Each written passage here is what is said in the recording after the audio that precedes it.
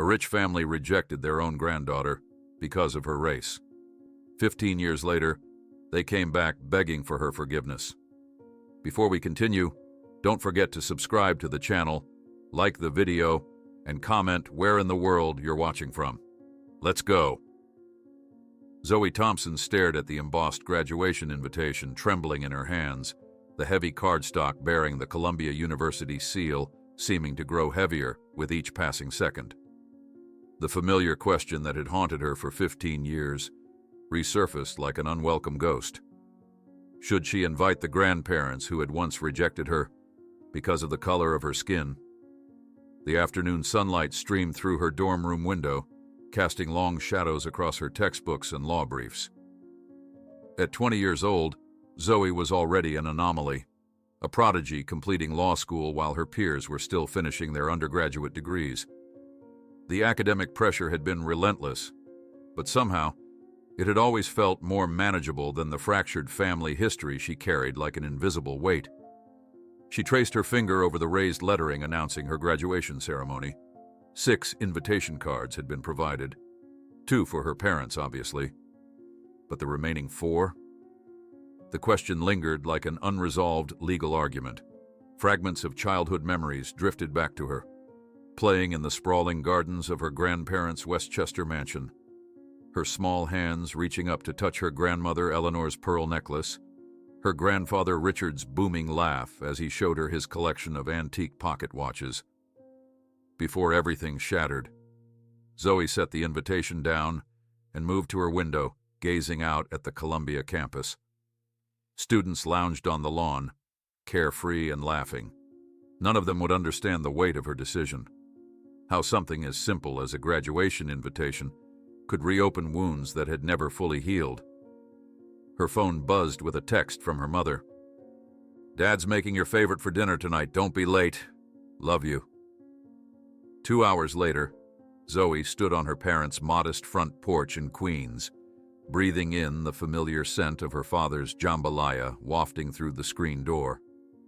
This little house, purchased after years of saving, represented everything her parents had built after being cut off from the Thompson fortune. "There she is." James Thompson's face lit up as he opened the door, wiping his hands on his apron. At 52, her father still had the energetic presence that made him beloved at the high school where he taught biology, a far cry from the prestigious medical career he'd been forced to abandon. "The Columbia Law superstar," he continued, drawing her into a tight hug that smelled of spices and safety. "I still can't believe my little girl is graduating law school before most kids finish college." His pride was palpable, warming Zoe more than any academic achievement ever could. Behind him, Naomi Thompson appeared in the hallway, her dark eyes crinkling with a smile. "Let the poor girl breathe, James," Naomi chided gently, her Nigerian accent still present despite 3 decades in America. She embraced Zoe next, her familiar scent of cocoa butter and hospital antiseptic, a comforting combination. In the kitchen, James had gone all out. A banner reading, "Congratulations, graduate," hung over the dining table, which was set with the good china they used only for special occasions. A small wrapped gift sat beside Zoe's plate. "Open it," James urged as they settled around the table. Inside was a beautiful fountain pen in Columbia blue. "For signing all those important legal documents," her father said with a wink. "It's perfect," Zoe said, feeling a lump in her throat. This was what family should be, unconditional love and support, celebrating each milestone together. As they ate, the conversation inevitably turned to graduation plans. "We've already requested the day off," Naomi said, serving herself another helping of jambalaya. "James is even getting a new suit." "And how many tickets do you get?" James asked, the question Zoe had been dreading. Before she could answer, the doorbell rang. "That's odd," Naomi murmured, rising to answer it. "We're not expecting anyone." She returned moments later holding a cream-colored envelope. "It's addressed to you, Zoe. Hand-delivered, apparently. The mail carrier was just leaving." The heavy envelope bore an elegant script Zoe recognized immediately, though she hadn't seen it in 15 years. Her hands trembled slightly as she accepted it. "What is it?" James asked, his tone sharpening at the sight of his daughter's reaction. I think it's from Grandmother Eleanor," Zoe said quietly. The atmosphere in the room changed instantly. James's posture stiffened, his jaw tightening into a hard line. Naomi placed a gentle hand on her husband's shoulder. "You don't have to open it now," Naomi suggested, but Zoe was already sliding her finger under the seal. Inside was a single sheet of expensive stationery, the Thompson family crest embossed at the top. Zoe's eyes widened as she noted the elegant handwriting marred by what appeared to be dried teardrops. "Do you want me to read it?" Naomi offered. Zoe shook her head and began to read aloud, her voice steady despite her racing heart. "My dearest Zoe, I hope this letter finds you well.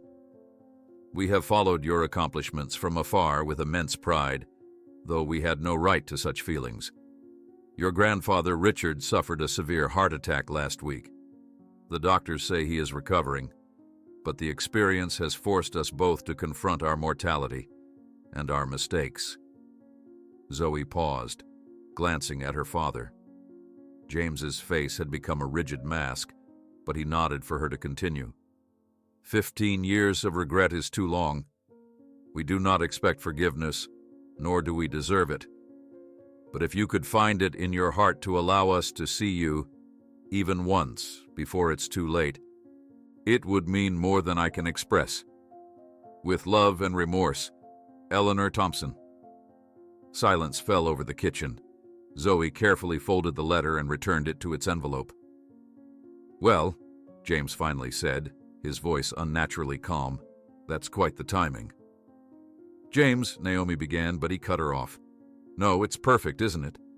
Now that Zoe is about to become a successful lawyer, suddenly they're interested in being grandparents again." His laugh was hollow. "They're just afraid of dying alone." "Dad?" Zoe started. "They had 15 years, Zoe. 15 years to apologize. But they waited until you achieved something they could brag about to their country club friends." James pushed back from the table, his dinner forgotten. "Don't you see? This isn't about you. It's about them." Naomi's gentle voice cut through the tension. "Perhaps it's not that simple, James. People can change, especially when faced with their own mortality." "Change?" James scoffed. "Richard Thompson hasn't changed since the day he was born with a silver spoon in his mouth." Zoe watched her father pace the small kitchen, seeing not just anger in his eyes but something deeper, pain that had never fully healed. "What if I want to see them?" she asked quietly. James froze mid-step. "Why would you want to do that? They're still my grandparents, and if Grandfather Richard is really ill—" "They stopped being your grandparents the moment Richard looked at your mother and said she wasn't good enough for the Thompson name," James said, his voice dangerously low. "The moment Eleanor stood silently beside him as he threw us out into the snow." Fragments of that night flashed through Zoe's memory. Her father's raised voice, her mother's quiet dignity, the slam of the massive front door behind them. She had been only 5, clutching her teddy bear as they drove away from the only grandparents she had ever known. "I need to think about this," Zoe said finally. Later that night, back in her dorm room, Zoe sat cross-legged on her bed, rereading Eleanor's letter. Her gaze drifted to her shelf, where the worn teddy bear from her childhood sat. It had been a gift from Eleanor on her 3rd birthday, one of the few tangible connections to her grandparents that had survived the rift. She picked up the bear, running her thumb over its threadbare ear. What would it be like to see them again? Would they be the imposing figures of her childhood memories, or would time have softened them, as it had the bear's once plush fur? Zoe read the line again. 15 years of regret is too long. Could that be true? Or was her father right? Was this just a self-serving attempt to ease their consciences before the end? She reached for her phone and called Layla, her closest friend since freshman year. "They actually wrote to you?" Layla asked after Zoe explained the situation. "What are you going to do?" "I don't know," Zoe admitted. "Part of me wants to throw the letter away and forget about it. But another part is curious." Layla finished for her. "Yes, and not just about them. About me. About who I am and where I come from." Zoe sighed. "My dad would see it as a betrayal, though." "This isn't about your dad, Zoe. It's about what you need." Layla paused.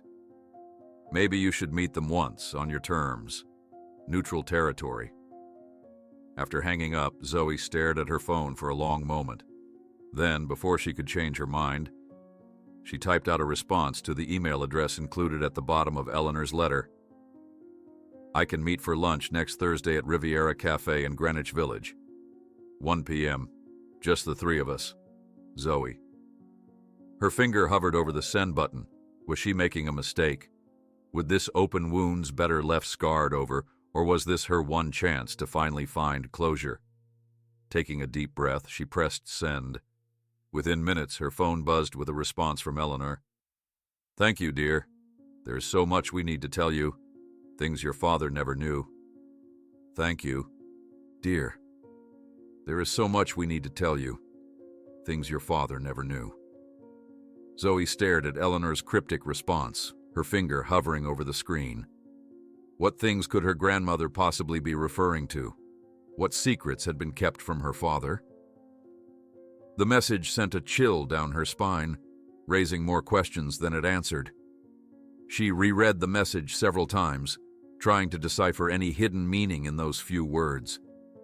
The implications were unsettling. Was this just another manipulation tactic?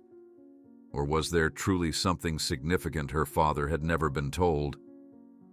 Either way, she had committed to the meeting now.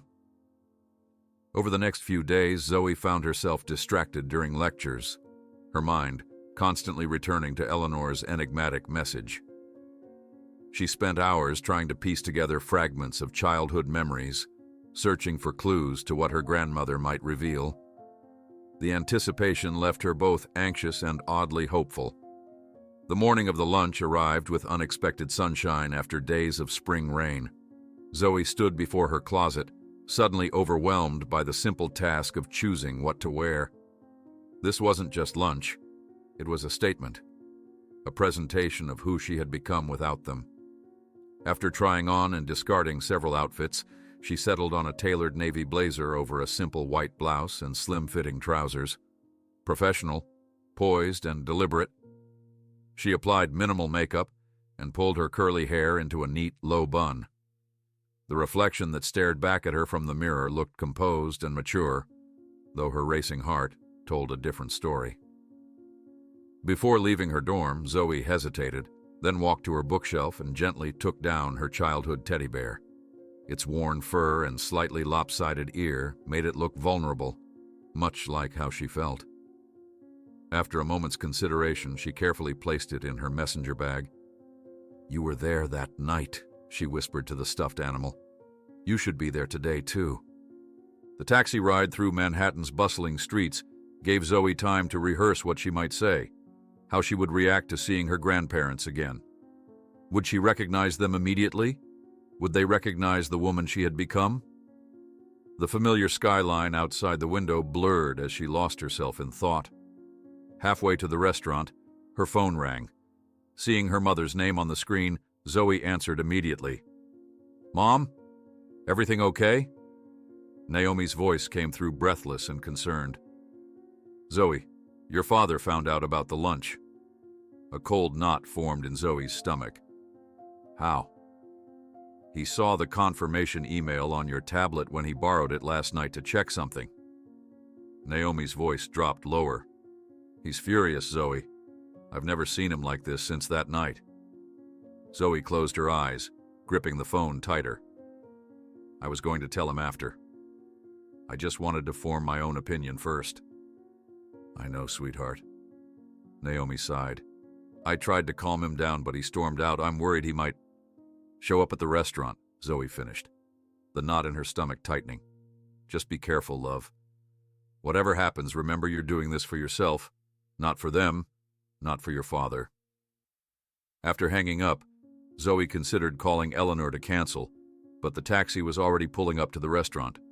The thought of her father possibly appearing added another layer of tension to an already fraught situation. Taking a deep breath, she paid the driver and stepped onto the sidewalk. The Riviera Cafe was elegant but not ostentatious. Neutral territory, as Layla had suggested. Through the window, Zoe could see them already seated at a corner table. The sight stopped her in her tracks. These fragile, elderly people were almost unrecognizable from the imposing figures of her childhood memories.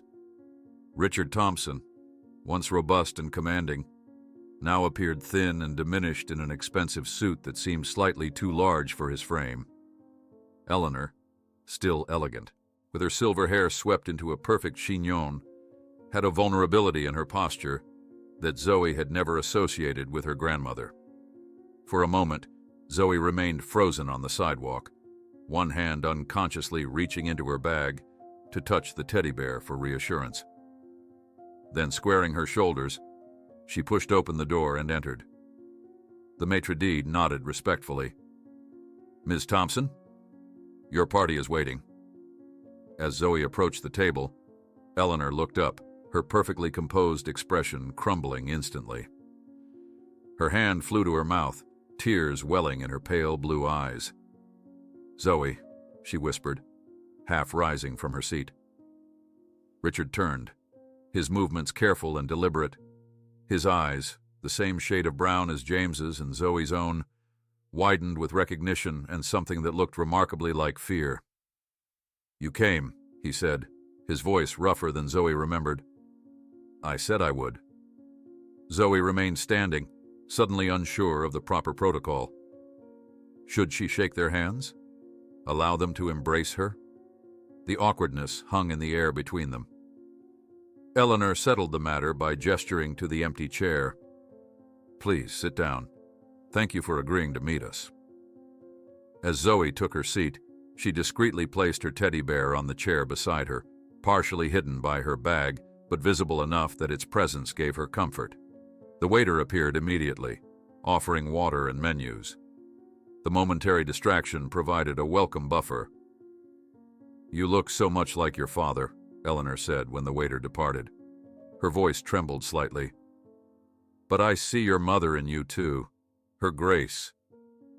Zoe nodded, unsure how to respond to this acknowledgement of her biracial heritage from someone who had once rejected it.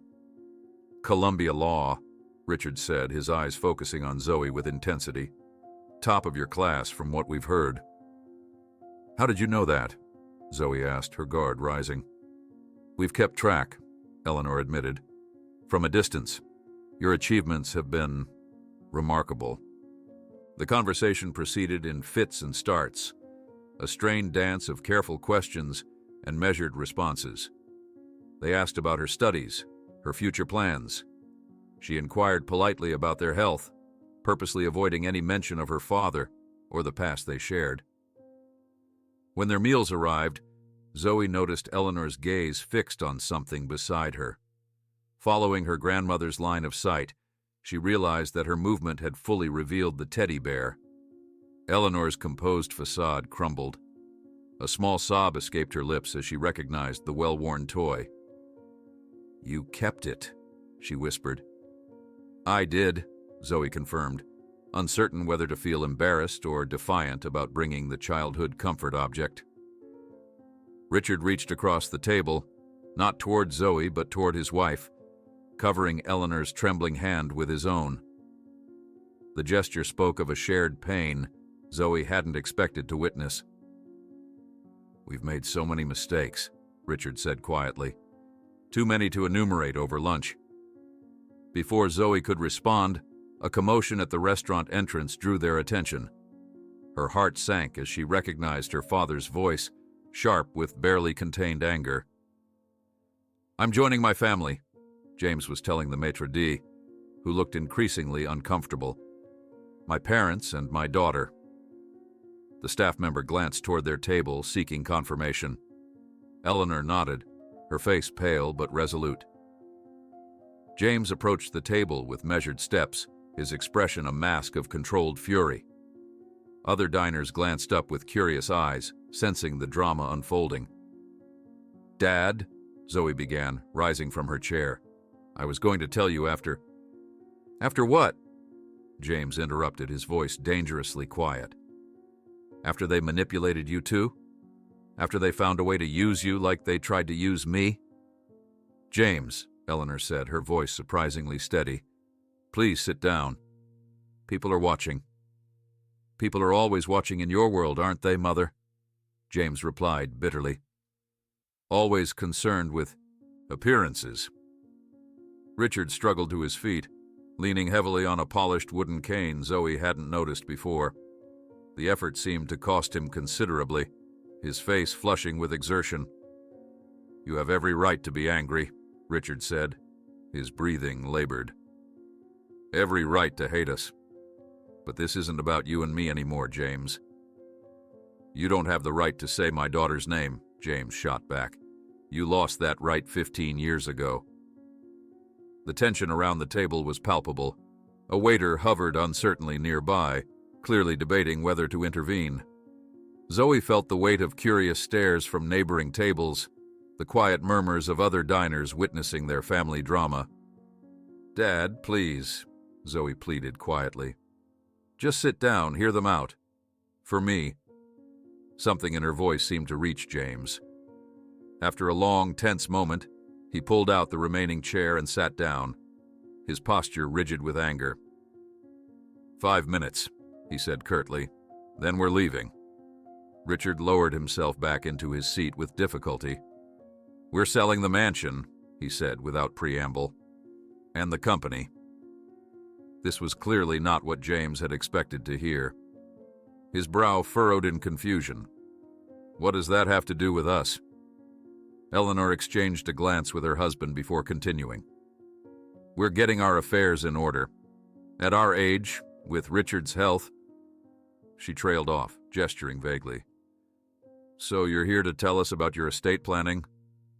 James laughed incredulously. "That's what this urgent reconciliation is about." "No," Richard said firmly, meeting his son's gaze directly. "It's about much more than that." Eleanor reached into her handbag and removed a small manila envelope, which she placed on the table between them. "We've made many mistakes, James. Unforgivable ones. We don't expect to undo 15 years of pain with one lunch." "Then what do you want?" James demanded. It was Richard who answered, his voice suddenly stronger. "One chance," he said, leaning forward on his cane. "Not for us, but for her." He nodded toward Zoe. Before James could respond, Eleanor placed her hand over the envelope. "There's something else you need to know," she said, her voice wavering slightly. "I'm selling the mansion and the family company, and I want to leave everything to you." James looked fixedly at his parents, then let out a bitter laugh. "So that's it? You think you can buy your way back into our lives after everything you did?" James's accusation hung in the air like a toxic cloud.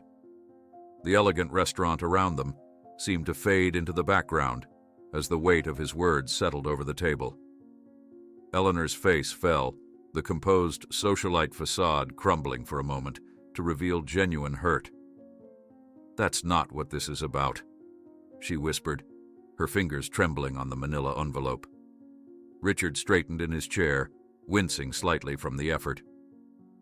"We're not trying to buy forgiveness, James. There are things you don't know, things we should have told you years ago."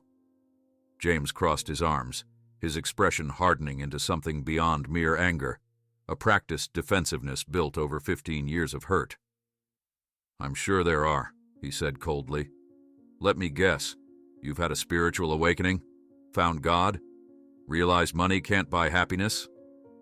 "James, please," Zoe interjected, shocked by her father's bitter tone. She had never seen this side of him, this raw, wounded version that his parents' presence had unearthed. Richard took a labored breath, his hand gripping his cane tightly. "I have cancer, James." His voice was steady despite the weight of his words. "Stage 4. The heart attack was a complication. The doctors give me 6 months at most."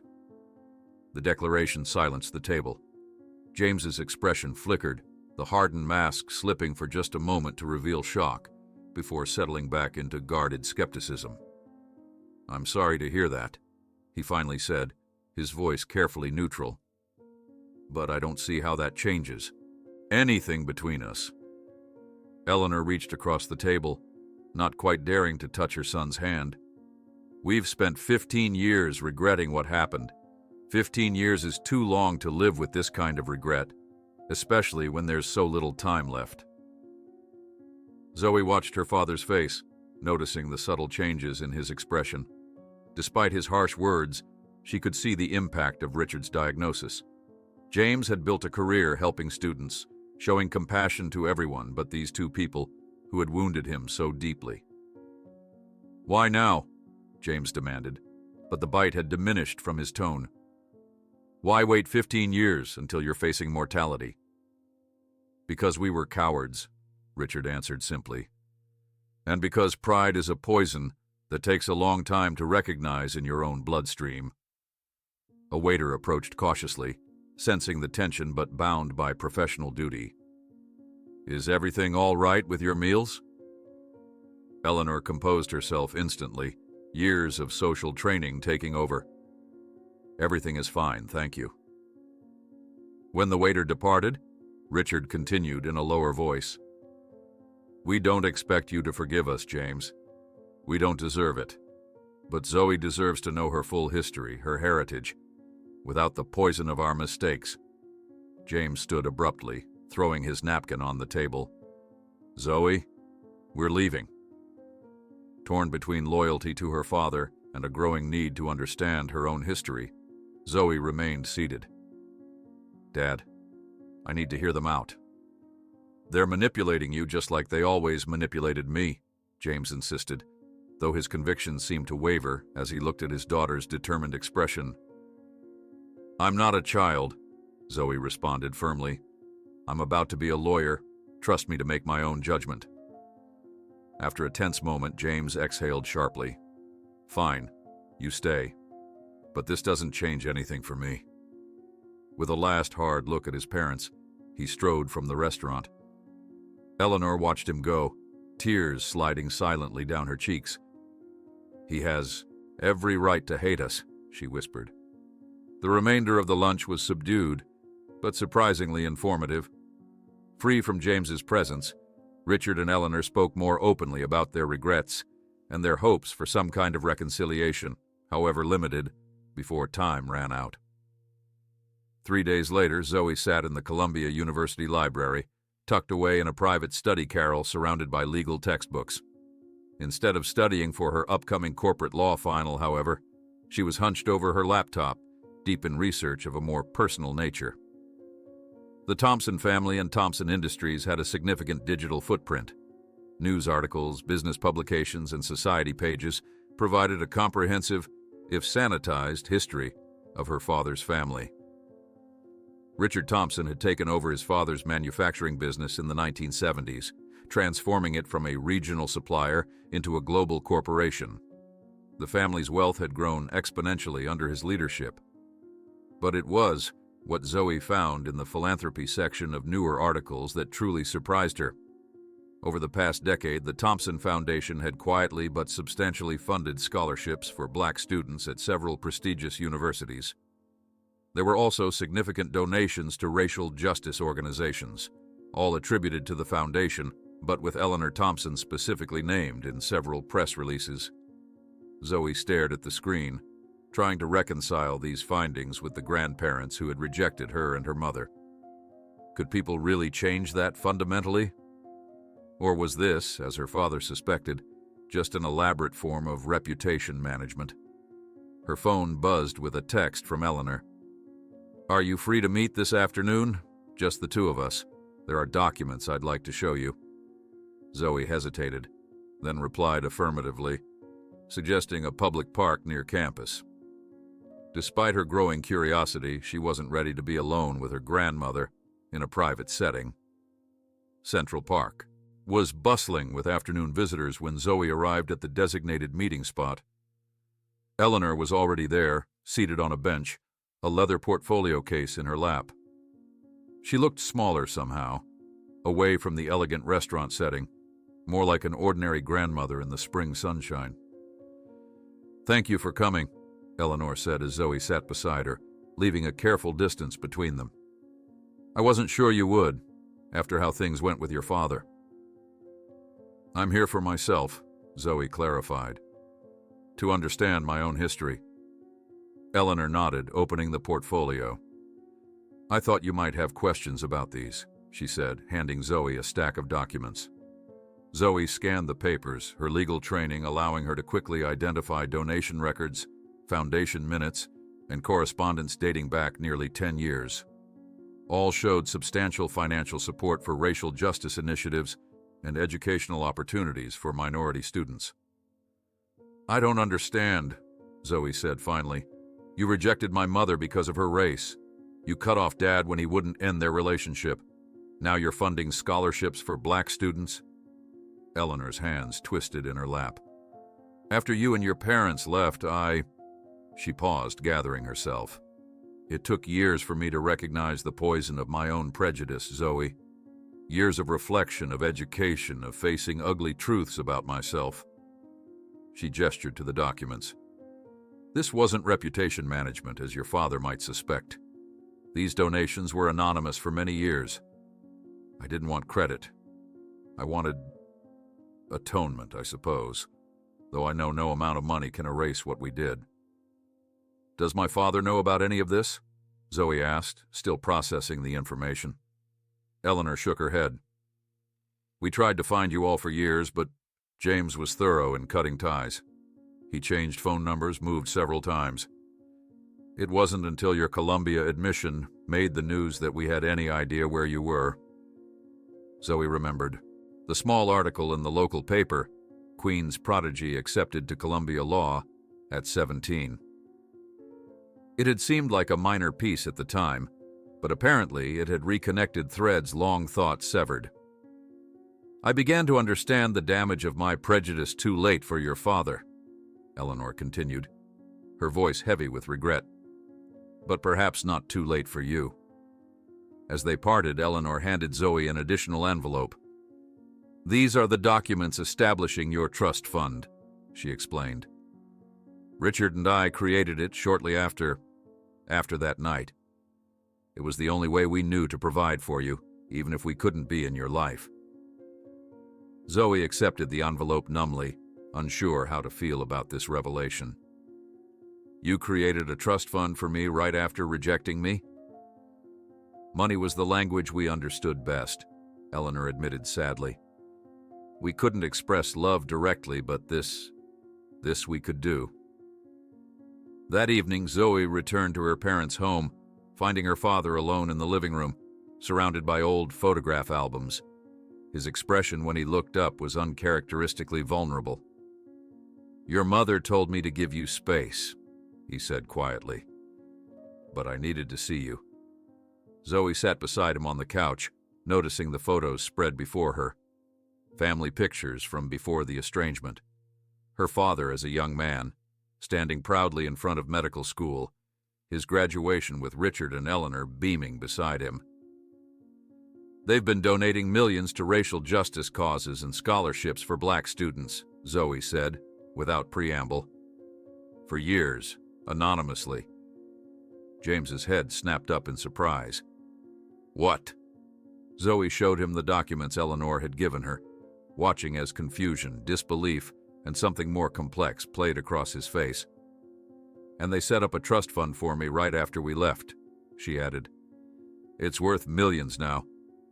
James was silent for a long moment, processing this information.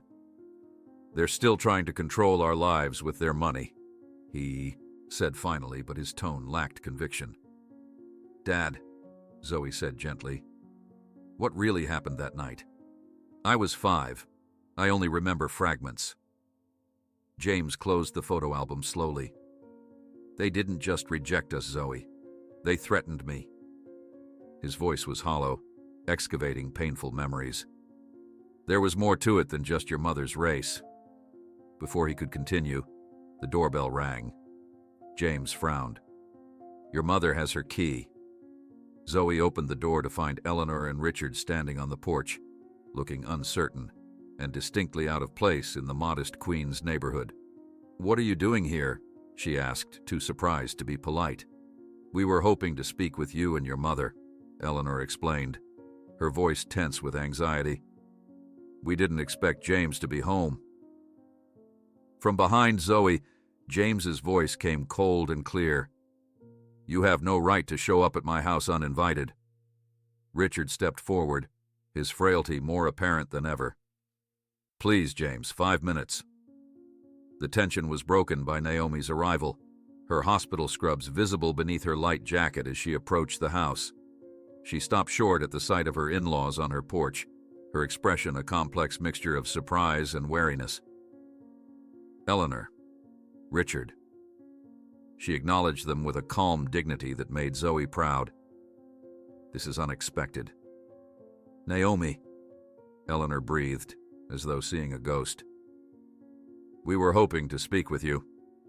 The 5 of them stood frozen in this tableau of family dysfunction, until Naomi, ever practical, said simply, Well, you'd better come inside then.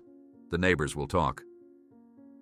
As they moved awkwardly into the living room, Eleanor sobbed quietly when she saw the family photographs James had been reviewing.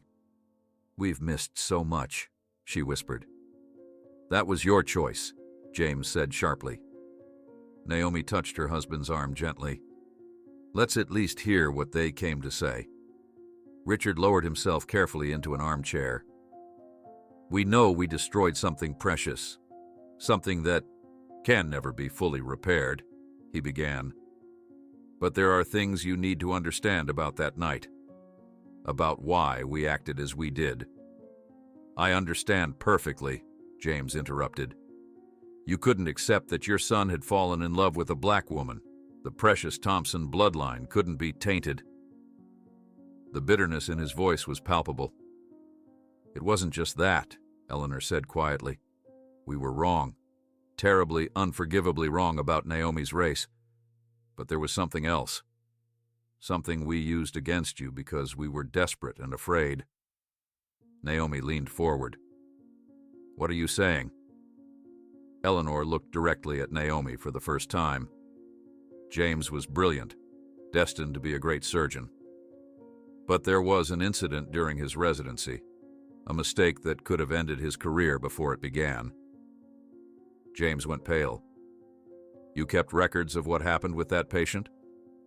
Records we threatened to expose if he didn't end his relationship with Naomi, Richard confirmed, his voice heavy with shame.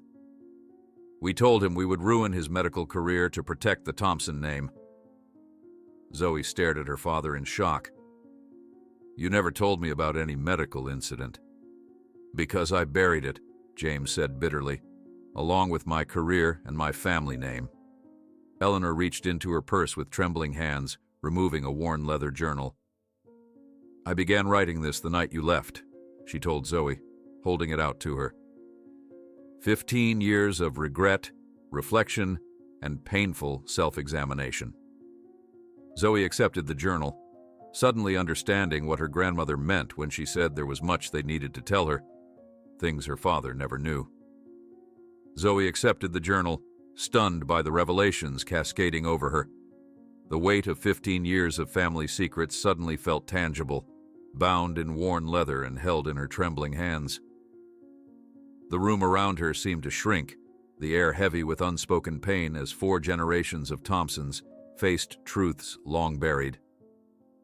I don't understand, Zoe finally said, breaking the suffocating silence. If this was about a medical incident, why did you make it about Mom's race? Richard's shoulders slumped further, his imposing presence diminished by shame. Because we were products of our time and upbringing. We used every weapon in our arsenal, including our prejudice, to try to control your father. James paced the modest living room, his agitation palpable. They threatened to expose a misdiagnosis I made during my residency. A patient died. His voice cracked slightly. I was cleared in the review, but they kept the records, held them over me like a sword. "Why didn't you tell me?" Naomi asked, her calm exterior finally cracking. "All these years I thought it was just about me, about us." "I wanted to protect you from knowing how truly cruel they could be," James replied, his eyes never leaving his parents. Using a patient's death as leverage was beyond what even I thought them capable of. Eleanor flinched at his words. We were wrong in ways we couldn't even comprehend at the time. Zoe clutched the journal tighter, wondering what painful confessions its pages contained. The family history she'd yearned to understand was unfolding before her, uglier and more complex than she'd imagined. It wasn't the simple narrative of racial rejection she'd carried all these years. It was a tapestry of prejudice, control, fear, and power, woven together with the complicated threads of family loyalty. "I need time," Zoe said, standing abruptly. "Time to process all of this." The next morning, Zoe sat cross-legged on her dorm room bed, Eleanor's journal open before her. She'd spent half the night reading her grandmother's private thoughts, following the evolution of a woman confronting her own prejudices. The early entries were difficult to read, filled with the entitled indignation of someone who believed their actions justified. But as the years progressed, Eleanor's writing changed, documenting a painful awakening to her own racism and complicity. One passage from 5 years after the estrangement particularly struck Zoe. "I attended a lecture today by Professor Angela Davis. I went because a society friend was on the organizing committee. Appearances, always appearances." But her words stripped away my comfortable delusions. When she spoke of white people weaponizing their privilege, I saw myself wielding mine against Naomi, against my own granddaughter. What kind of monster rejects a child for the color of her skin? I came home and wept for hours. Richard called me hysterical, but for the first time in 40 years of marriage, I didn't care what he thought. Zoe was still absorbing these revelations when her phone rang. The caller ID displayed Eleanor Thompson. "Zoe, dear." Her grandmother's voice sounded strained. "I wasn't sure you'd answer." "I've been reading your journal," Zoe replied, unsure whether to feel anger or compassion for this complex woman. "It's illuminating." "It's the unvarnished truth," Eleanor said quietly. "I didn't edit it before giving it to you, though there were many times I was tempted to." Zoe traced the leather binding with her finger. "The Angela Davis lecture. That seemed to be a turning point for you." "One of many," Eleanor acknowledged, each realization more painful than the last. Richard took longer to see the truth. Men of his generation and position rarely questioned themselves. After a brief silence, Eleanor continued, "There's a charity gala tonight at the Metropolitan Museum. Old friends of ours are hosting. I'd like you to attend with us." "Why would I want to go to that?" Zoe asked, genuinely puzzled. "Because these were our circles, our world. The bubble we lived in," Eleanor explained. "I want them to see you, brilliant, accomplished, beautiful you. And perhaps you need to see them too, to understand the environment that shaped our terrible choices." Zoe hesitated, weighing the invitation. Part of her wanted nothing to do with the elite social circles that had fostered her grandparents' prejudices. But another part, the part that had been investigating her family history, recognized an opportunity to witness firsthand the world her father had fled. "All right," she agreed finally, "but I'm not doing this to play happy family for your friends." "I would expect nothing less," Eleanor replied, a hint of pride in her voice. That evening, Zoe found herself ascending the grand steps of the Metropolitan Museum of Art, flanked by her grandparents. She had chosen a simple but elegant black dress that communicated professionalism rather than debutante frivolity. Eleanor had offered to purchase something for the occasion, but Zoe had firmly declined, She would not be their dress-up doll. "Remember," Richard murmured as they approached the entrance, "these people have known us for decades, but they know nothing of substance about us, or themselves for that matter." Zoe shot him a surprised glance, not expecting such a critical assessment from her grandfather. The grand hall was transformed for the evening, glittering with chandeliers and floral arrangements that probably cost more than a year of her law school tuition. Elegantly dressed attendees mingled, champagne flutes in hand, the gentle hum of privileged conversation filling the air. "Eleanor, Richard," an elderly woman in an ornate emerald dress approached, air-kissing Eleanor's cheeks. "We've missed you at the last few events. And who is this lovely young lady?" "Margaret, this is our granddaughter, Zoe," Eleanor said, a deliberate emphasis on the relationship. "She's graduating from Columbia Law next month, top of her class." The woman's carefully maintained eyebrows rose slightly, her gaze assessing Zoe with new interest. "Columbia? How wonderful. You must be very bright." "She is," Richard interjected firmly, his hand resting proudly on Zoe's shoulder. "Accepted at 17, youngest in her class." Margaret's smile remained, fixed, but her eyes flickered with something less pleasant. "How extraordinary. One wouldn't expect. Well, it's wonderful what these schools are doing with their diversity initiatives these days." Zoe felt her spine stiffen. The implication was clear. Her accomplishments couldn't possibly be based on merit alone. "Actually," she responded smoothly, "Columbia offered me a full academic scholarship based on my undergraduate work at NYU, where I completed my degree in 2 years." Eleanor stepped closer to Zoe, a subtle gesture of solidarity. "Zoe has the Thompson intellect, Margaret, though I'd say she's considerably surpassed both Richard and me." As the evening progressed, Zoe encountered more of her grandparents' social circle. The pattern became depressingly familiar, initial politeness giving way to subtle racism wrapped in smiling condescension. Comments about her being so articulate, or expressions of surprise at her accomplishments accumulated like small cuts, each one minor, but together forming a significant wound. At a quiet moment near one of the museum's grand windows, Zoe whispered to Eleanor, "Now I understand why Dad ran as far and as fast as he could from this world." Eleanor nodded grimly. "And why it took us so long to recognize our own prejudices. When everyone around you shares the same toxic views, they begin to seem normal." Their conversation was interrupted by an older gentleman approaching with his wife. "Richard, old man, finally dragged yourself out of retirement, eh?" The introductions proceeded predictably until the man's wife, dripping in diamonds and unearned confidence, leaned toward Zoe. "You must be so grateful for the opportunities you've received. I was just telling our housekeeper's son about scholarships for, underprivileged backgrounds." Before Zoe could respond, Eleanor's voice cut through the air with unexpected sharpness. "I assure you, Beatrice, my granddaughter's background includes generations of Thompson. Intelligence and determination. The only underprivileged aspect of her upbringing was being deprived of grandparents who were worthy of her." A shocked silence fell over the small group. Nearby conversations quieted as heads turned toward the source of the tension. "Furthermore," Eleanor continued, her voice carrying in the sudden hush, "my granddaughter is in Columbia because she is more intelligent than anyone in this room, including me. Her achievements are despite the obstacles people like us have placed in her way, not because of some misguided charity." Beatrice's mouth opened and closed like a landed fish.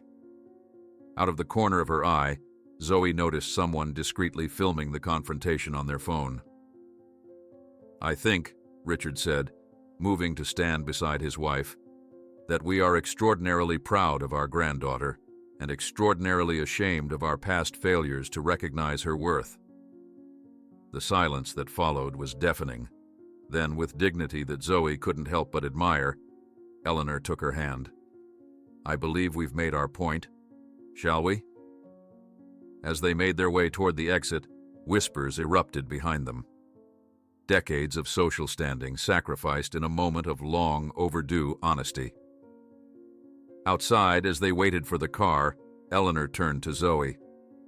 "I should have done that 15 years ago." The ride home was quiet, a strange sense of solidarity having formed in the crucible of the gala confrontation. As they pulled up to Zoe's dormitory, she found herself genuinely thanking her grandparents for the evening, not for the event itself, but for their unexpected defense. When Zoe entered her room, her phone immediately rang. It was James, his voice tight with anger. "I just received a video of you with them at some fancy gala. Someone I know from medical school was there," he said without preamble. "How could you betray me like this? How could you betray me like this?" James's accusation hit Zoe like a physical blow. She sank onto her bed, phone clutched tightly to her ear, the exhilaration of the evening's small victory evaporating instantly. "Dad, it's not a betrayal," she said, struggling to keep her voice steady. "I'm trying to understand our family history, all of it, not just the version I grew up with." "Our family history?" James's voice rose. "Those people rejected you, rejected your mother, threatened to destroy my career, and now you're attending galas with them like nothing happened." Zoe closed her eyes, feeling the weight of divided loyalties pressing down on her. "It wasn't about playing happy family. I wanted to see their world, to understand what shaped them, what you escaped from." "You have no idea what you're getting involved in," James countered, his anger barely contained. "They're manipulating you, Zoe. It's what they do best." The conversation spiraled from there, with Zoe defending her right to form her own opinions, and James insisting she was being naive. When she mentioned Eleanor's public defense of her at the gala, James scoffed. "One moment of decent behavior doesn't erase 15 years of silence," he said. "Where was that courage when you were 5 years old crying because your grandmother wouldn't hold you anymore?" That memory, one Zoe had suppressed, surfaced with painful clarity. She remembered reaching for Eleanor at that final confrontation, confused by the sudden coldness from a woman who had doted on her, and Eleanor stepping back as if Zoe's touch might contaminate her. "I need to go," Zoe said finally, emotional exhaustion settling over her. "We're both too upset to talk about this rationally." After hanging up, she sat in the dark of her dorm room, Eleanor's journal still open beside her. The divide between her father and grandparents suddenly seemed unbridgeable, with Zoe caught painfully in the middle. The next day, Zoe found it nearly impossible to concentrate during her classes. The family drama had escalated beyond what she'd anticipated when she'd first responded to Eleanor's letter. What had started as curiosity about her estranged grandparents had become a complex moral dilemma with no clear resolution. After her final lecture, Zoe decided to stop by her externship at Caldwell and Brennan, a mid-sized law firm where she'd been working 3 afternoons a week. The routine of legal research might provide a welcome distraction from her personal turmoil. As she approached the firm's glass and steel building, Zoe stopped short. Standing awkwardly on the sidewalk outside were Eleanor and Richard Thompson, looking distinctly out of place among the hurrying office workers. Eleanor clutched her designer handbag nervously, while Richard leaned heavily on his cane, his face drawn with fatigue. "What are you doing here?" Zoe asked, approaching them with a mixture of concern and irritation. "How did you even know where I work?" Eleanor straightened, attempting to regain her usual composure. "Your Columbia profile mentioned your externship. We hoped we might speak with you away from your father's influence." Before Zoe could respond, she spotted a familiar figure across the street, her mother, carrying a paper bag that likely contained the lunch Zoe had forgotten that morning. Naomi froze when she saw the Thompsons, then squared her shoulders and crossed the street with deliberate steps. The moment was surreal. Naomi Thompson face to face with her in-laws for the second time in 15 years. The busy Manhattan sidewalk an unlikely setting for what was about to become a pivotal family confrontation. "Eleanor," Richard. Naomi acknowledged them with the same quiet dignity she'd shown at the house. Though she'd had years of practice maintaining professional calm as a nurse, Zoe could see the tension in her mother's jaw. "Naomi," Richard said, his voice softer than Zoe had ever heard it. "You look well." An uncomfortable silence followed, pedestrians flowing around the small group like a river around stones. Finally, Naomi spoke. 15 years, she said simply. 15 years without a word, without acknowledging your granddaughter's existence, and now you show up at her workplace? Eleanor's carefully maintained facade cracked slightly. "We've handled everything wrong from the beginning, but please believe that we're trying to make amends before it's too late." Naomi's expression remained measured, but her words carried the weight of years of suppressed pain. "Do you have any idea what it was like for James? He was brilliant, destined to be a surgeon. After you cut him off, he worked 3 jobs to put himself through teaching certification while I was pregnant with Zoe." Richard lowered his eyes, unable to meet Naomi's steady gaze.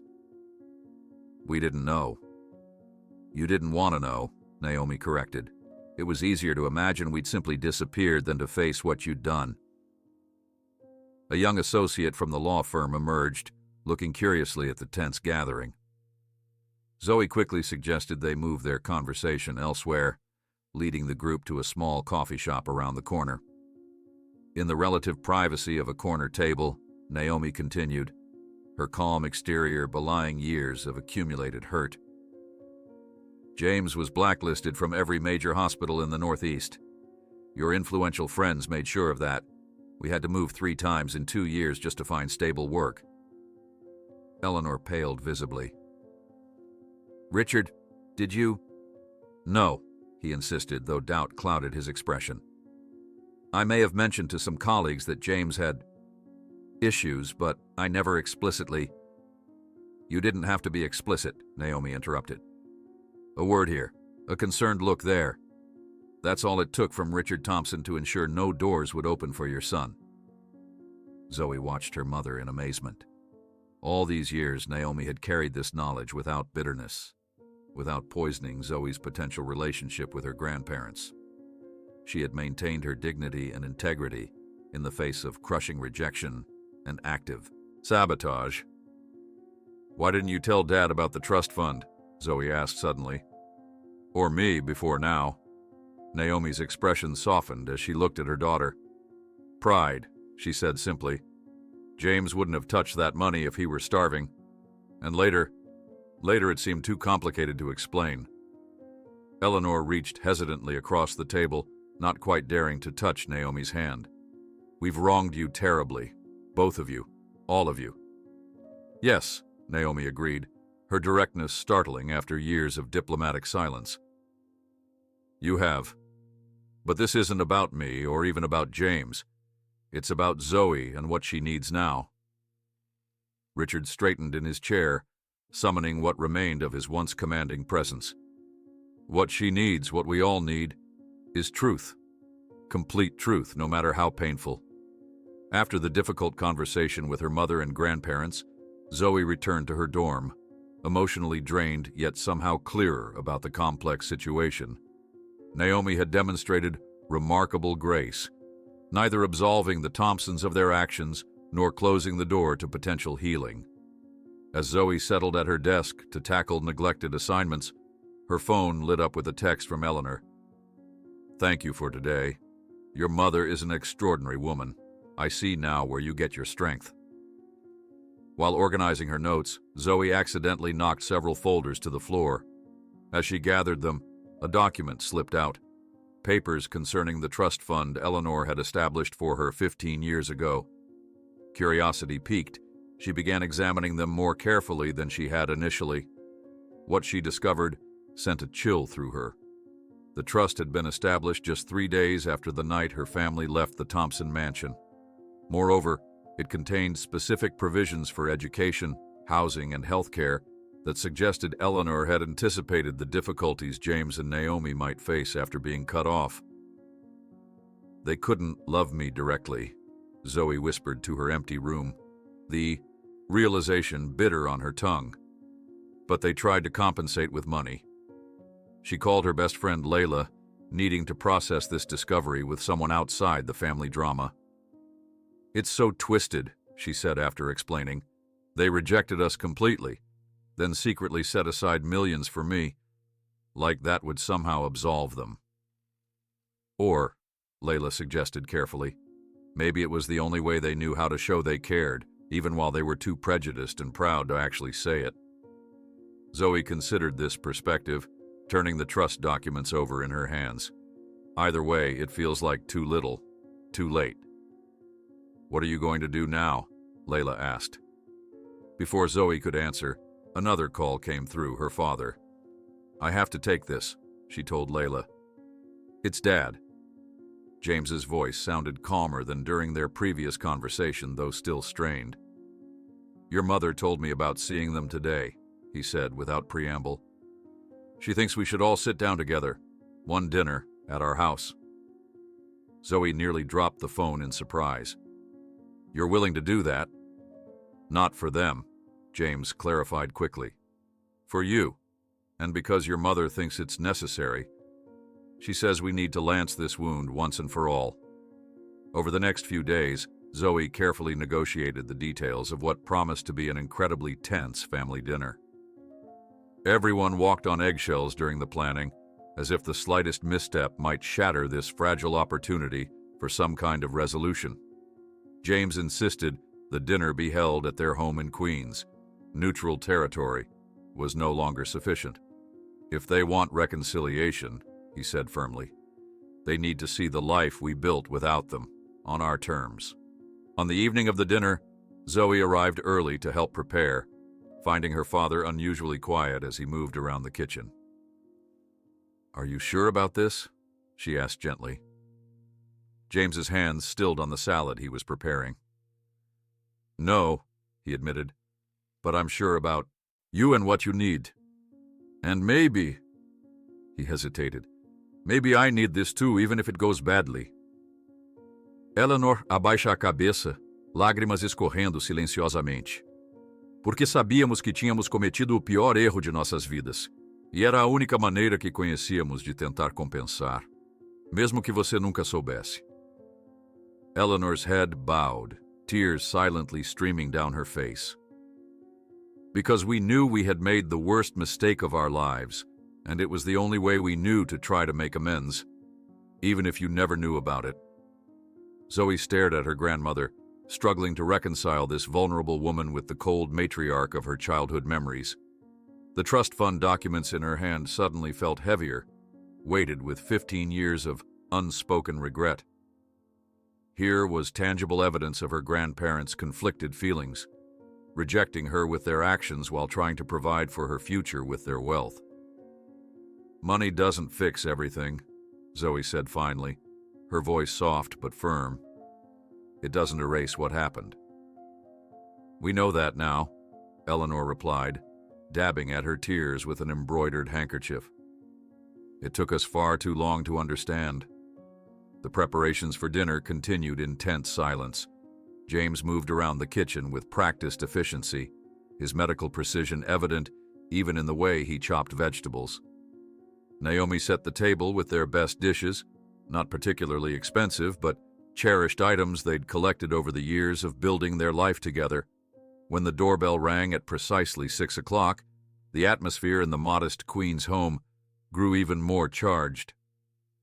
Zoe watched her father take a deep, steadying breath before moving to answer the door. His shoulders squared, as if preparing for battle rather than a family dinner. Richard and Eleanor stood on the porch, looking distinctly uncomfortable but determined. Eleanor clutched a bouquet of lilies, Naomi's favorite flowers, Zoe realized with surprise. It was a small detail that suggested more thought than she'd expected. "Thank you for inviting us," Richard said formally as James led them into the living room. "This was Naomi's idea," James replied, not quite hostile but nowhere near welcoming. "And Zoe's." The initial moments were excruciating, filled with stilted small talk and careful navigation around decades of hurt. Zoe noticed her father's eyes darting occasionally to the mantel clock, as if counting down the minutes until this ordeal would end. Naomi, ever the peacemaker, guided them to the dining table. "James has prepared everything himself," she said, a hint of pride in her voice. "He's become quite the cook over the years." "I didn't know you cooked," Eleanor said to her son, an attempt at connection. James's response was measured. "There's a lot you don't know about me. 15 years creates quite a gap." Despite the tension, as they began to eat, something shifted slightly. Richard made a genuine effort to ask James about his teaching career, listening with apparent interest as James described his work, helping disadvantaged students pursue science education. "That's important work," Richard said, and for once there seemed to be no condescension in his tone. "Different from medicine, but perhaps more far-reaching in some ways." A brief flash of surprise crossed James's face before he nodded curtly, accepting the unexpected acknowledgement. Eleanor turned her attention to Zoe, asking thoughtful questions about her legal interests and career plans. Zoe found herself responding more openly than she'd intended, describing her passion for civil rights law and educational equity. "You should consider the Thompson Foundation for your work," Eleanor suggested. "We've been redirecting our funding toward causes that promote racial justice and educational opportunity. Your perspective would be invaluable." For a moment, it almost felt like a normal family dinner. Strained, yes, but with glimpses of what might have been, what could, potentially still be in some limited fashion. The fragile peace was shattered by the unexpected ring of the doorbell. "Are you expecting someone?" Zoe asked her parents, noting the confusion on their faces. James shook his head as he rose to answer. Voices drifted in from the entryway. Unfamiliar to Zoe, but evidently known to her grandparents, as both Richard and Eleanor stiffened in their chairs. "James! Richard called saying they'd be here tonight," boomed a jovial male voice. "Thought we'd stop by to say hello to our old friends." Into the dining room swept an elderly couple, expensively dressed and radiating entitlement. The man, silver-haired and robust, clapped Richard on the shoulder, while the woman air-kissed Eleanor's cheeks. "William and Patricia Harrington," Eleanor explained tensely to Zoe and Naomi. "Old friends of ours." "Old golfing buddies," William corrected cheerfully, seeming oblivious to the tension. "Couldn't believe it when Richard said they were having dinner in Queens, of all places. Had to see it for ourselves." Zoe felt her stomach clench as she registered her father's expression, shock giving way to cold anger. These people hadn't been invited. They had inserted themselves into this delicate situation with complete disregard for boundaries. Patricia's gaze swept over the modest dining room before landing on Naomi and Zoe.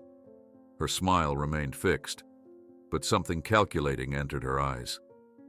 "So this is the famous family we've heard so little about," she said, her tone dripping with false warmth. "Richard and Eleanor have been so private these past years." James stood rigidly beside the table. "This is a private family dinner. I'm going to have to ask you to leave." William waved a dismissive hand. "Nonsense. We're practically family ourselves. Richard and I go back 50 years. As the unwelcome guests helped themselves to chairs from the living room, dragging them to the already crowded table, the careful equilibrium of the evening completely collapsed. Patricia immediately began a running commentary on the house, her compliments so backhanded they were practically slaps. "Such a cozy little place," she said, eyeing the living room. "You've done wonderfully with such limited space." Zoe watched her mother's expression grow increasingly strained as she maintained her composure in the face of these microaggressions. James had gone completely silent, a dangerous sign to those who knew him well. The situation deteriorated further when William turned his attention to Zoe. "Columbia law. Impressive. You must have inherited the Thompson brains despite your diverse background." The table went utterly silent. Naomi placed her fork down carefully, her hands trembling slightly. James's face had gone white with suppressed fury. Zoe, drawing on years of practice handling racist comments with professional dignity, replied evenly, "My diverse background, as you put it, is precisely why I have the perspective our legal system desperately needs." Patricia tittered uncomfortably. "Oh, she's certainly articulate, isn't she? I always tell our housekeeper's children how important it is to speak properly if they want to get ahead." Eleanor's face had gone rigid with embarrassment and anger. Zoe waited for her grandmother to say something, to repeat the defense she'd offered at the gala. But Eleanor remained silent, her eyes downcast. Richard shifted uncomfortably but said nothing to contradict his old friend. The betrayal stung Zoe more than she'd expected. After the public stance at the gala, this private failure of courage felt like confirmation of her father's warnings. Their change of heart was superficial, their newfound open-mindedness collapsing at the first test among their peers. As the Harringtons continued their oblivious offensive commentary, Richard finally began to stir, appearing ready to speak. He pushed himself upright in his chair, drawing a breath as if preparing to address William's behavior. Before he could utter a word, however, his face suddenly contorted in pain. His hand flew to his chest, knocking over his water glass as he gasped for air. "Richard!" Eleanor's voice rose in panic. Time seemed to slow as Richard slumped in his chair, his complexion ashen. Years of medical training kicked in as James leapt from his seat, catching his father before he could fall to the floor. "Call 911, he commanded Naomi, who was already reaching for her phone. The Harrington stood frozen in shock as James loosened his father's tie and collar, checking his pulse and respiration with professional precision. The earlier hostility vanished, replaced by the instinctive response of a doctor to a patient in distress. "Dad, can you hear me?" James asked, his voice calm but urgent. "Squeeze my hand if you can hear me." Richard's fingers weakly grasped his son's as Eleanor hovered nearby, tears streaming down her face. "Is it another heart attack?" she whispered. "Possibly," James replied tersely, not taking his eyes off his father. "Or it could be a complication from the cancer." "When was his last treatment?" Eleanor's hesitation spoke volumes. He stopped treatment 3 months ago. He wanted to focus on making amends with you and Zoe before... The wail of approaching sirens cut off further explanation. The paramedics arrived with efficient urgency, taking over Richard's care as James provided a concise medical history. The Harringtons were ushered out, their presence now an irrelevant footnote to the family crisis unfolding. In the chaotic rush to the hospital, the family dynamic shifted yet again. James rode in the ambulance with his father, medical professional superseding estranged son. Eleanor followed in her town car with Naomi providing steady support, while Zoe brought up the rear in her parents' modest sedan. In the sterile hospital waiting room, as Richard was rushed into emergency care, a young doctor pulled Zoe aside, recognizing her as family. "Are you his granddaughter?" he asked quietly.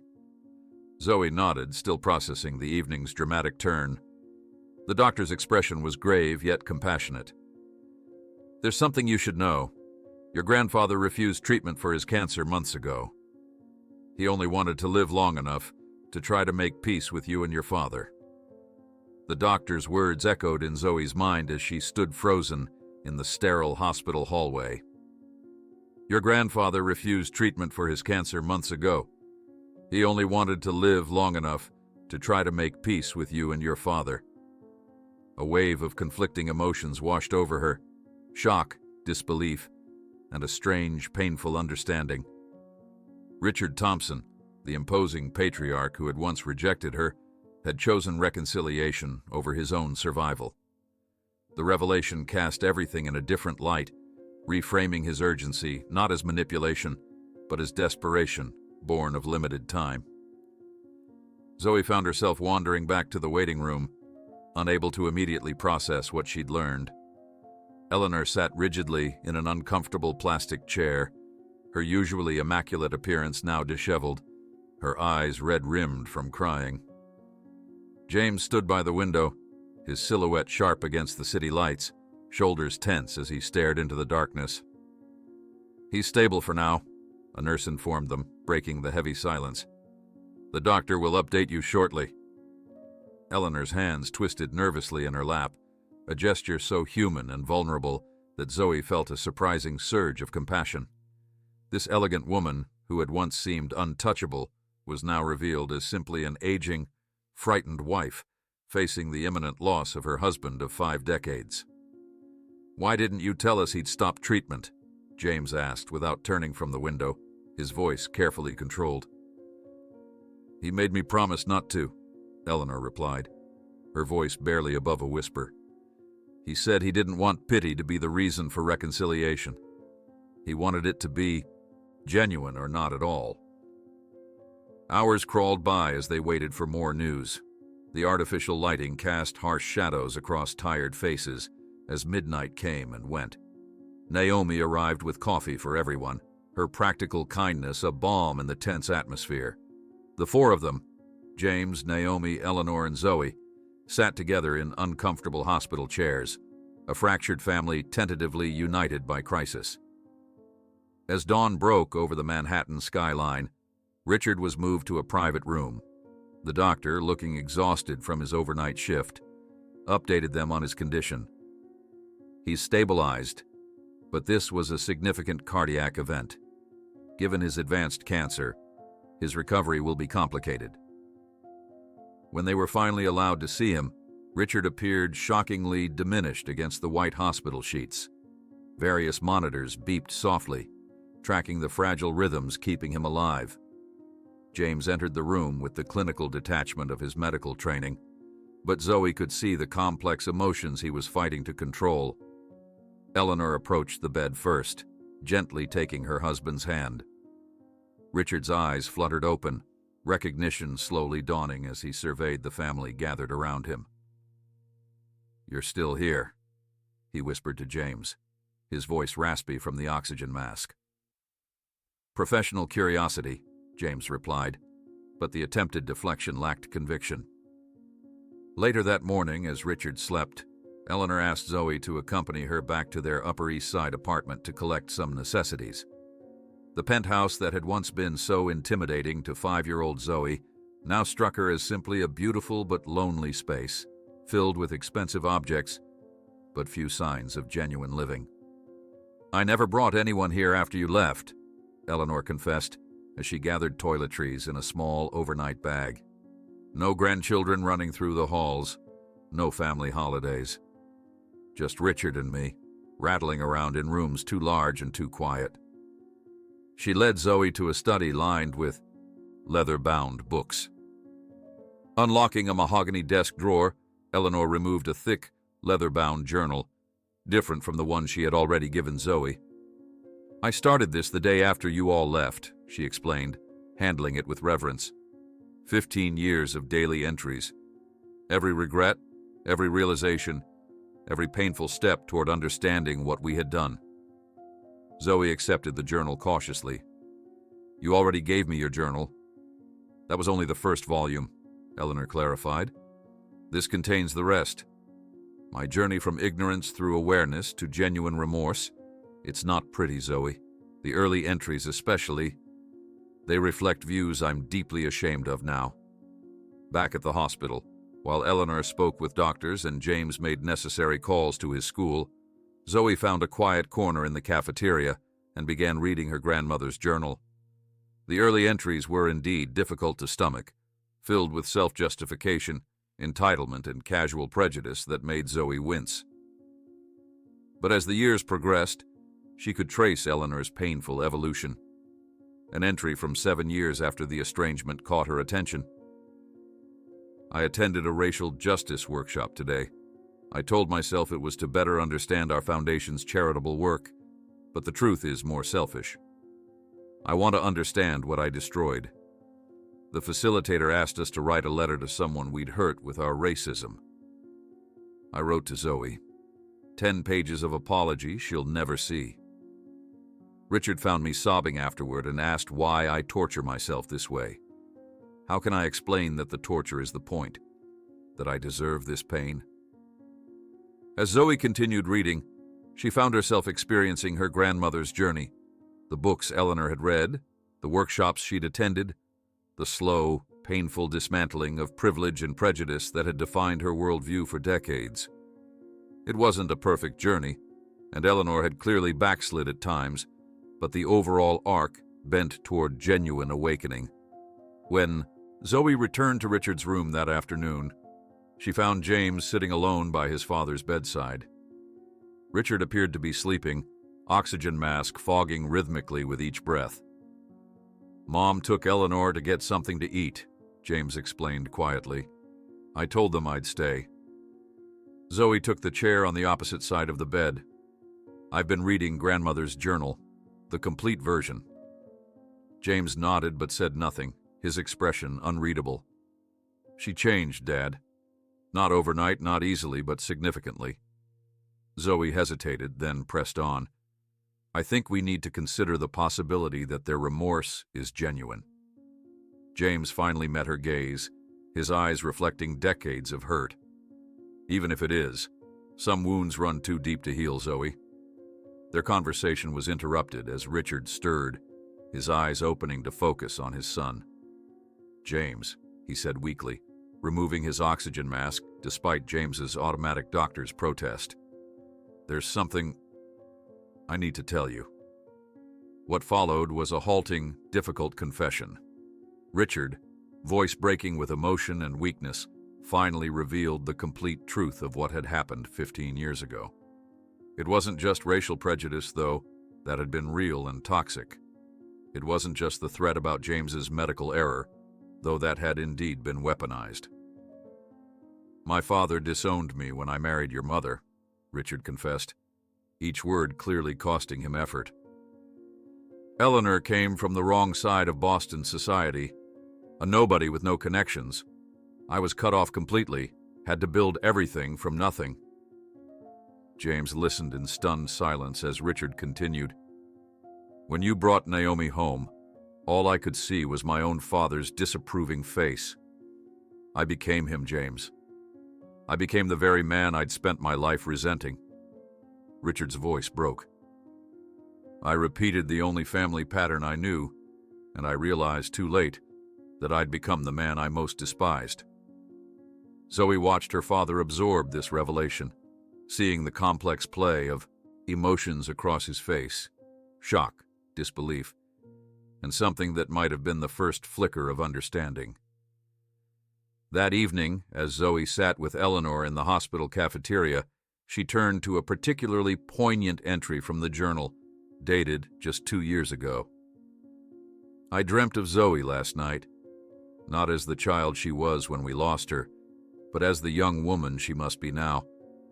In the dream, she was standing before a judge, arguing passionately for justice. I woke crying, knowing I'll never witness the remarkable woman she's surely become. The inheritance we'll leave her seems hollow now. What good is money compared to the years of love we threw away? We can't buy our way back into her life. I know that now. You created a trust fund for me days after rejecting me," Zoe said, looking up from the journal. "Why?" Eleanor's hands trembled around her untouched coffee cup. "Because we knew we had made the worst mistake of our lives, and it was the only way we knew to try to make amends, even if you never knew about it." The raw honesty in Eleanor's admission struck Zoe deeply. For people of her grandparents' generation and class, money had always been the language of love, of obligation, of connection. They had expressed their remorse in the only way they knew how, however inadequate it might have been. As they returned to Richard's room, they found him awake and speaking quietly with James. The tension between father and son remained, but something had shifted. A rigidity had softened, allowing space for painful truths to finally emerge. The doctor entered with a serious expression, clipboard in hand. "Mr. Thompson has awakened and is asking to see his son alone. He says it's time to tell the whole truth, The doctor's words hung in the air like a physical presence. He says it's time to tell the whole truth. James stood frozen for a moment, his expression unreadable as he processed the request. This was the conversation he had been avoiding for 15 years, the full reckoning with his father that part of him had both dreaded and longed for. Zoe reached out, briefly touching her father's arm. "You don't have to do this alone if you don't want to." James shook his head, his decision already made. "No, this needs to be just the two of us." His voice was quiet but firm. Some conversations can only happen once in a lifetime. As James turned toward the hospital room door, he hesitated, hand on the handle. His shoulders rose and fell with a deep breath, as if preparing to dive into cold, unknown waters. Then, with a resolve that Zoe had always admired in her father, he pushed the door open and stepped inside.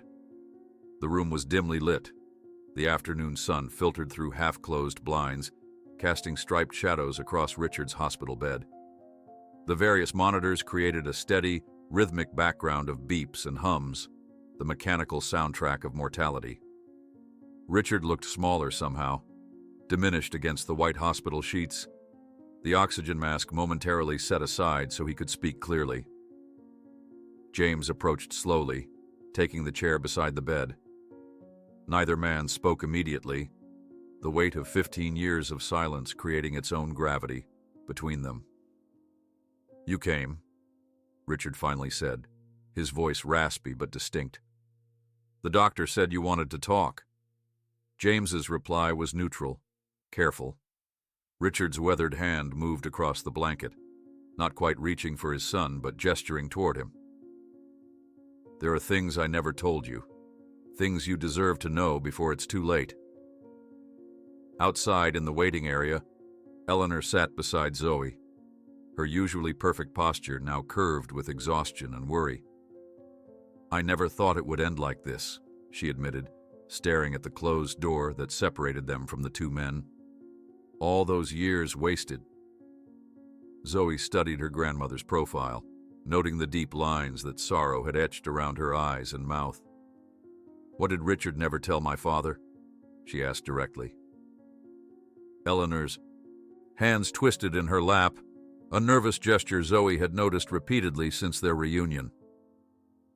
"Your grandfather's own father, William Thompson, was a hard man, rigid in his beliefs about what made a proper Thompson. When Richard fell in love with me, William considered me completely unsuitable." "Because of your social class," Zoe said, recalling what she had learned earlier. Eleanor nodded. "My father was a school teacher, respectable, but not the financial or social equal of the Thompsons. William gave Richard an ultimatum, me or his inheritance. When Richard chose me, his father cut him off completely." Inside the hospital room, Richard was sharing this same story with James, his voice gaining strength as he excavated long-buried truths. "I had to start from nothing," Richard explained, looking directly at his son for perhaps the first time in their conversation. "Everything I built myself, without my father's money or connections." James listened silently, his expression guarded. "And that justifies what you did to me? To my family?" Richard shook his head, the movement clearly causing him pain. "It doesn't justify anything. It explains it, though I didn't understand that myself until recently." He paused, gathering strength. "I spent decades resenting my father for his rejection, never realizing I had internalized his values completely. When you brought Naomi home, I became my father, the very man I had spent my life hating." The confession hung between them, raw and painful in its honesty. James's jaw tightened, but he remained silent, allowing his father to continue. "I repeated the only family pattern I knew," Richard admitted, his voice breaking, "and I only realized too late that I had become the man I most despised." In the waiting room, Eleanor was filling in more details for Zoe. Richard fought his way back to financial success, determined to prove his father wrong. But the rejection scarred him deeply. He never spoke to his father again, even when William was dying. And he carried that wound all his life, Zoe concluded, beginning to understand the generational trauma that had shaped her family long before her birth. Eleanor nodded sadly. We thought we had escaped that pattern. We raised James with every advantage, every opportunity. But when he chose Naomi, you saw history repeating itself, Zoe finished. Except this time, you were on the other side. Back in the hospital room, the conversation had reached its most difficult point. Richard struggled to sit up straighter, as if physically bracing himself for what needed to be said. I was wrong, James. Not just misguided or a product of my time. Fundamentally wrong in ways that cost us all dearly. His voice grew stronger with each word, as if the truth itself was providing a strength his body no longer possessed. I don't expect forgiveness. Some mistakes are too grievous for that. James's carefully maintained composure finally cracked, his voice tight with emotion. Do you have any idea what it did to Zoe? She was 5 years old, Richard. She didn't understand why her grandparents suddenly wouldn't hold her, wouldn't love her anymore. I know, Richard whispered, tears tracking down his hollowed cheeks. There is nothing I regret more in this life. The conversation continued for nearly an hour.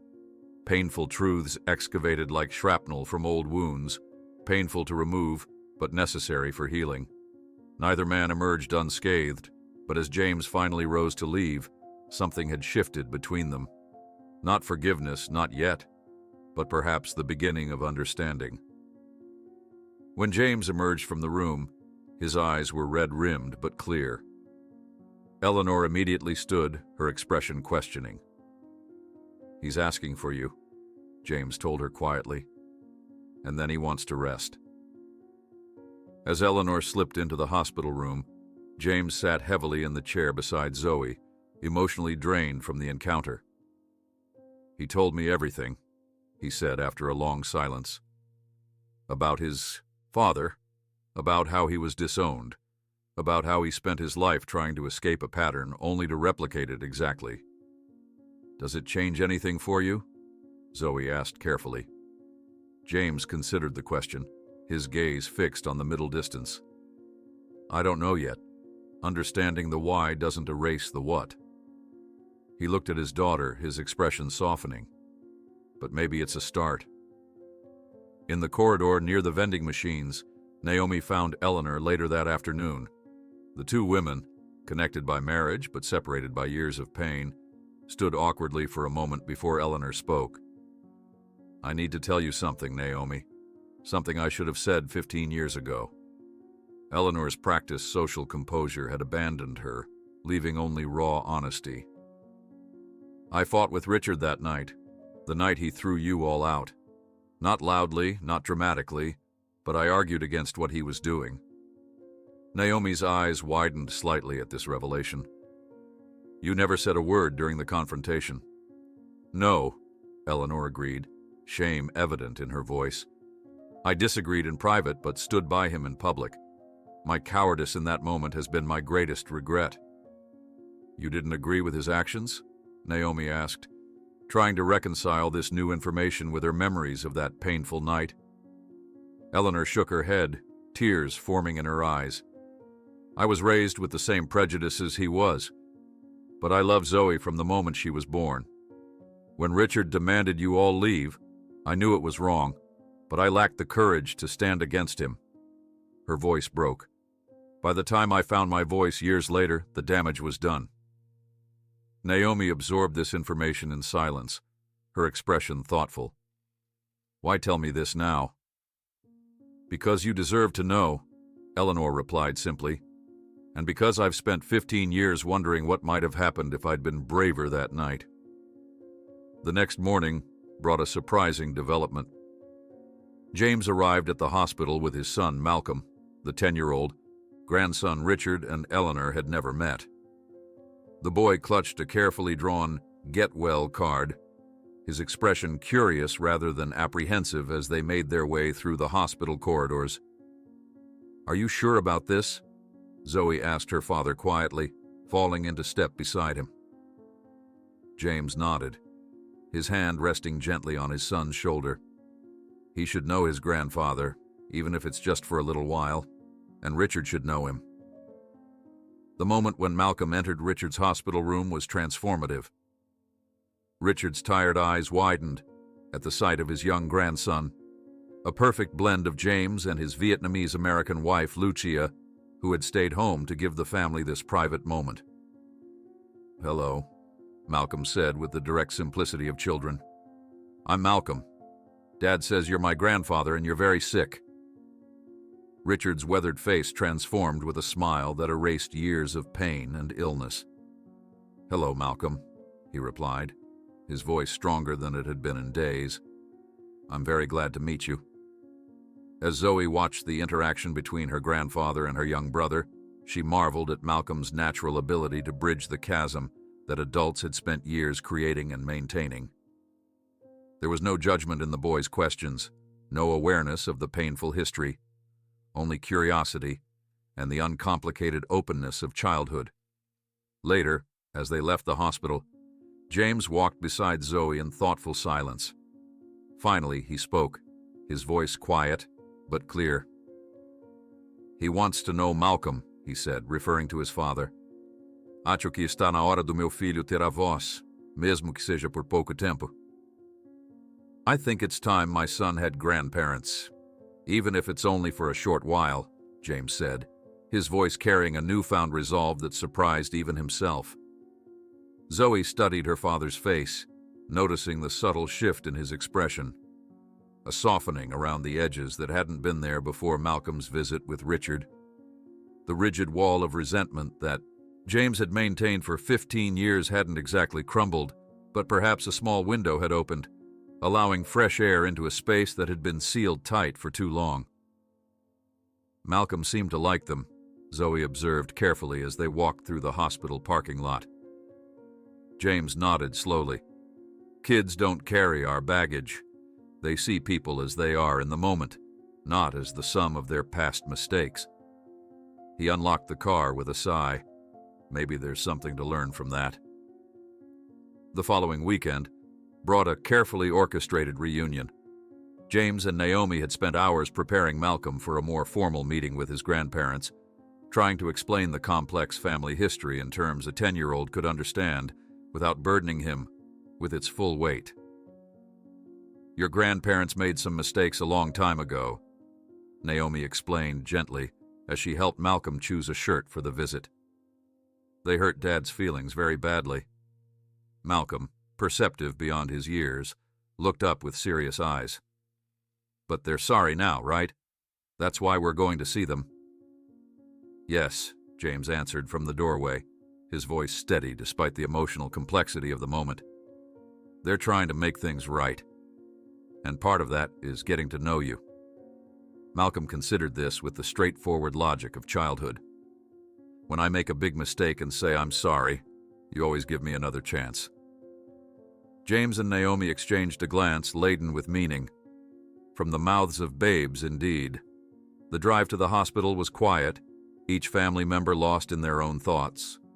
Zoe, sitting in the back seat beside Malcolm, watched her little brother clutch a drawing he had made for his grandfather, a colorful rendering of what appeared to be Richard fishing with Malcolm, an activity they had never shared, but that the boy had imagined after learning his grandfather once enjoyed the sport. Upon arrival, they found Richard looking stronger than he had in days, propped up in bed with his hair combed and wearing a button-down pajama top rather than the standard hospital gown. Eleanor sat beside him, her appearance more relaxed than Zoe had ever seen it, less perfect, more human. "You came," Eleanor said, rising to greet them, her voice carrying a note of surprise despite the fact that the visit had been planned. Malcolm stepped forward without hesitation, extending his drawing. "I made this for you, Grandfather. Dad said you like fishing." Richard accepted the drawing with hands that trembled slightly, his eyes widening as he took in the colorful scene. "I used to love fishing," he confirmed, his voice rough with emotion. "Perhaps when I'm feeling better, we could go together." The adults in the room recognized the gentle fiction in this statement. Richard would never be well enough for such an outing, but Malcolm nodded enthusiastically, accepting the possibility at face value. "I've never been fishing before," he admitted, "but I'm a fast learner." "Just like your father," Richard said softly, glancing at James with a mixture of pride and regret. What followed was a remarkable hour of connection. Eleanor produced a small photo album she had brought to the hospital, containing pictures of James as a child. Malcolm was fascinated, pointing out resemblances between himself and his father, asking questions about the places and occasions captured in the photographs. Zoe watched in amazement as her young brother effortlessly bridged the chasm that had separated the family for so long. His natural curiosity and lack of preconceptions allowed conversations to flow that might otherwise have stalled under the weight of past grievances. At one point, while Malcolm was engrossed in a story Eleanor was telling about James's childhood hobby of collecting insects, Zoe noticed Richard beckoning to her. She moved closer to his bedside, leaning in to hear his weakened voice. "Thank you," he said simply, "for giving us this chance, for bringing your family back together, even if it's just for these moments." Zoe wasn't quite ready to absolve her grandfather completely, but she nodded in acknowledgement of his gratitude. "Malcolm deserves to know all of his family," she said, "and they deserve to know him." Later, as Malcolm continued chatting with Richard about school and his own hobbies, Eleanor drew Zoe into the hallway, her expression unusually animated. "I've been thinking about the future," Eleanor began, her voice low but energetic. "About what happens to the Thompson Foundation after Richard is gone." Zoe tensed slightly, uncomfortable with discussions of inheritance while her grandfather lay ill just feet away. "I don't think now is the time to discuss money, grandmother." "This isn't about money. At least not in the way you think," Eleanor corrected quickly. "It's about purpose, about legacy." She paused, gathering her thoughts. "I want to completely reorient the foundation toward racial justice and educational equity." This caught Zoe's attention. "That's a significant shift from its historical focus." Eleanor nodded firmly. "Richard and I have been discussing it since his diagnosis. We want to dedicate the foundation to addressing the very injustices we once perpetuated." Her eyes met Zoe's directly. "And I would like you to lead it, when you're ready. Your legal training would be perfect." The proposal was so unexpected that Zoe found herself momentarily speechless.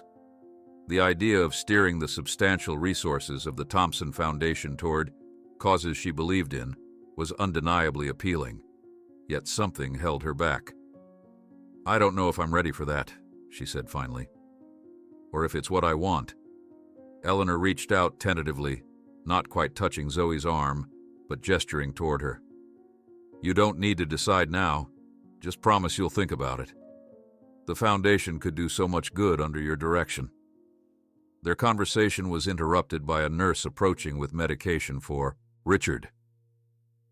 As they returned to the room, Zoe noticed how naturally her parents were now interacting with Eleanor, the earlier tension not gone but noticeably diminished. James was even showing his mother pictures of Malcolm's recent science fair project on his phone, Eleanor leaning in with genuine interest. This small domestic scene, so normal for most families but extraordinary for theirs, struck Zoe with unexpected force. For the first time, she could glimpse what might have been if prejudice and pride hadn't fractured their family 15 years ago. The weight of that lost time, those missed connections, seemed suddenly overwhelming.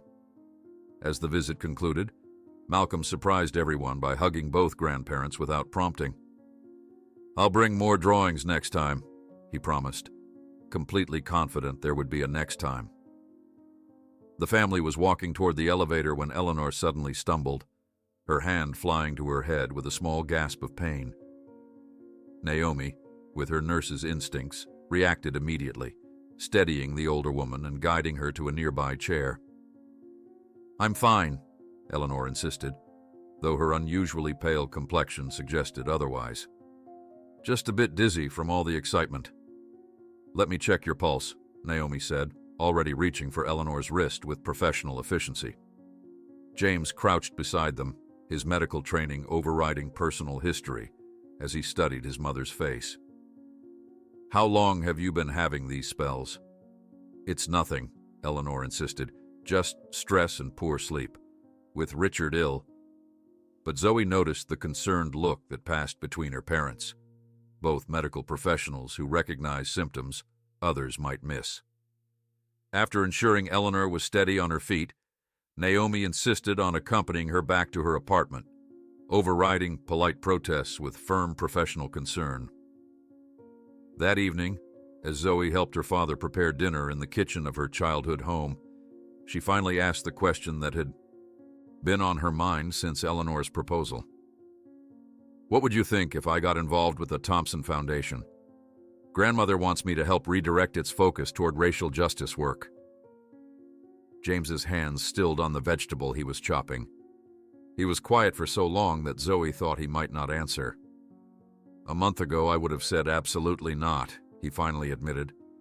I would have seen it as them trying to buy your loyalty. And now? Zoe prompted gently. James sighed, resuming his chopping with deliberate movements. Now I think maybe it would be fitting, taking something built on old privilege and transforming it into a force for equity. Zoe was about to respond when her mother called from the living room, her voice tense with urgency. James, it's the hospital calling about Eleanor. In the pre-dawn hours of the following morning, Zoe sat alone in her childhood bedroom, staring at the vacant spot on her shelf where her teddy bear had once resided. Eleanor had suffered a stroke, not immediately life-threatening but serious enough to hospitalize her alongside Richard. In the space of 2 weeks, both Thompson patriarchs were now confined to hospital beds, their fragility an unavoidable reminder of limited time. Her mother appeared in the doorway, still wearing her clothes from the previous day, exhaustion evident in the slump of her shoulders. You know why I never hated your grandparents, even after everything? She asked softly. You know why I never hated your grandparents, even after everything? Naomi asked softly, her silhouette framed in the doorway of Zoe's childhood bedroom. Zoe looked up at her mother, struck by the quiet wisdom in her face despite the exhaustion etched there. No, she answered honestly. I've always wondered how you could be so gracious about it all. Naomi entered the room and sat on the edge of the bed, the mattress dipping slightly beneath her weight. Because hatred only perpetuates the cycle we're trying to break, she said, her Nigerian accent becoming more pronounced as it always did when she spoke from the heart. When they rejected us, I could have taught you to hate them. Your father nearly did.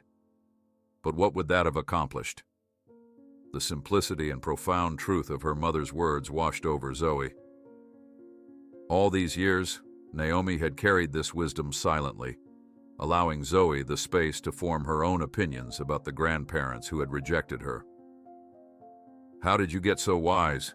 Zoe asked, leaning her head against her mother's shoulder the way she had as a child. Naomi smiled slightly. Not wisdom, survival. In Nigeria, my grandmother taught me that carrying hatred is like drinking poison and expecting your enemy to die. She patted Zoe's hand gently. Now, what will you do about your graduation tomorrow? The question hung in the air, heavy with implication. With both grandparents hospitalized, the carefully negotiated family attendance at Zoe's Columbia Law graduation ceremony seemed impossible now. I don't know, Zoe admitted. It feels wrong to celebrate while they're both in the hospital, but postponing isn't an option. Perhaps, Naomi suggested gently, there's a third way. The morning of her graduation dawned clear and bright, sunlight streaming through the windows of Zoe's dorm room as she sat contemplating the empty space on her shelf where her childhood teddy bear had once resided. The worn stuffed animal had been a silent witness to her journey, from the frightened 5-year-old leaving her grandparents' home to the accomplished law graduate she'd become.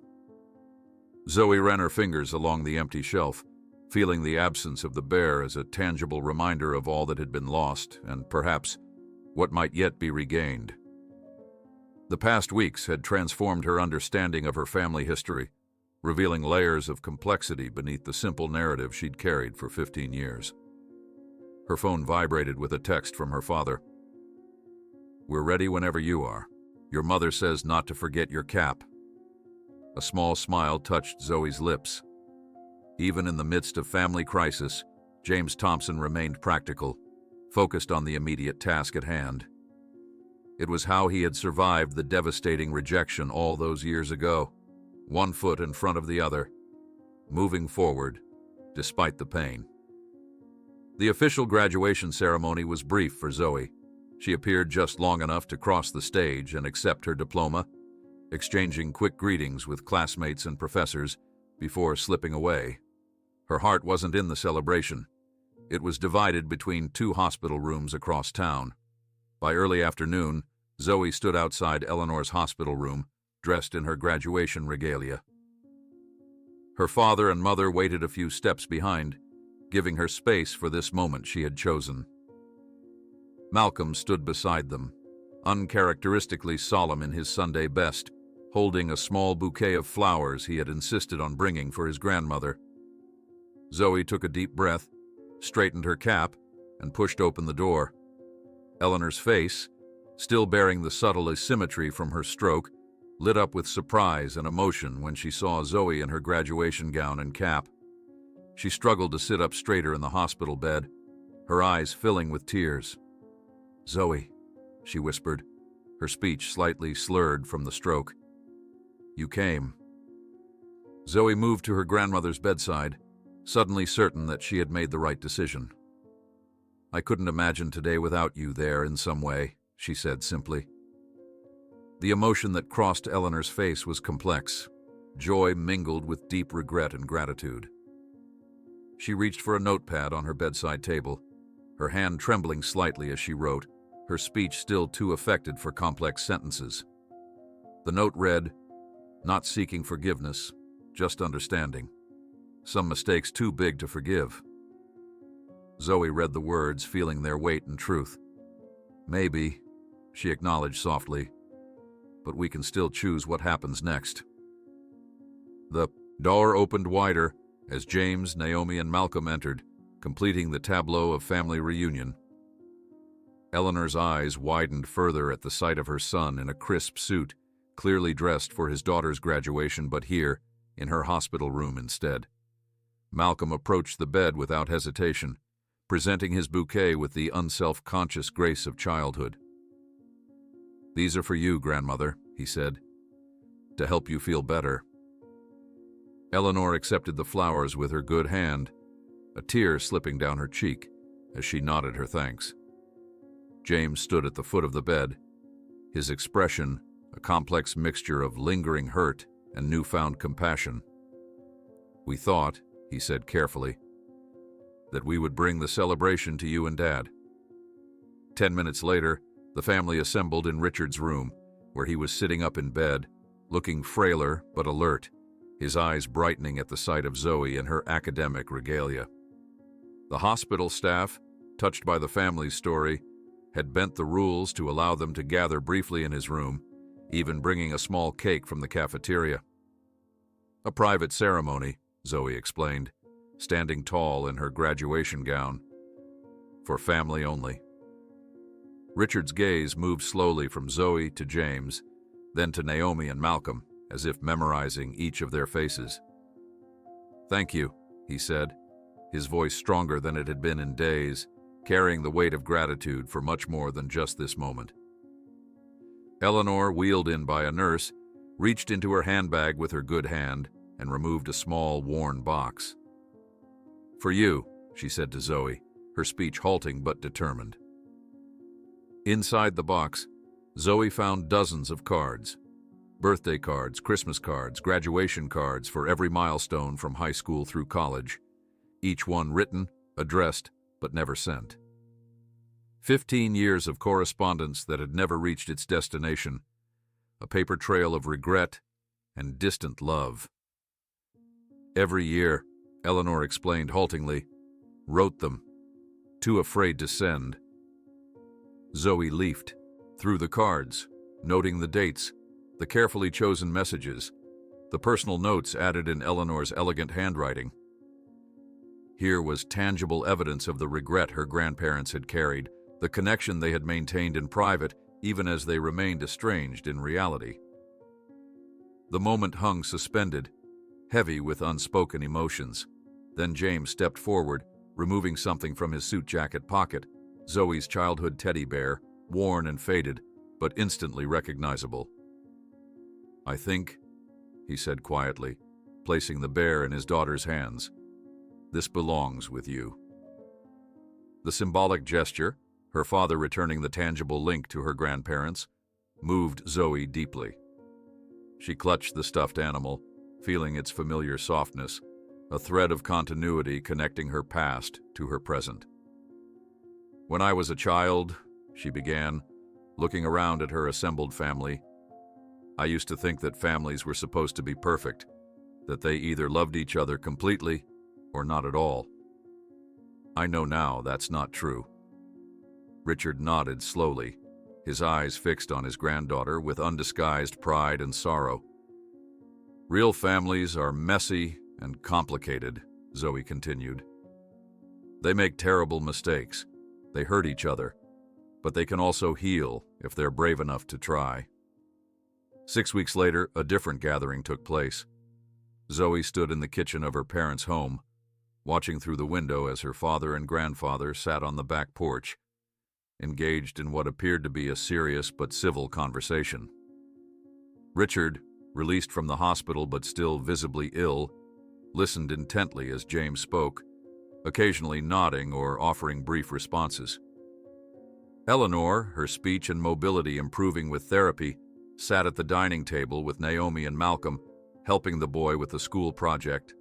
Their interaction was still tentative, marked by occasional awkward pauses, but genuine in its effort. Zoe's phone buzzed with an email notification, confirmation of her acceptance, for a civil rights internship funded by the newly restructured Thompson Foundation. She had decided to accept both the internship and, eventually, a role in guiding the foundation's new mission, though on her own terms and timeline. As she watched her divided family attempting to build something new from the wreckage of the past, Zoe felt a profound understanding wash over her. This wasn't a Hollywood ending.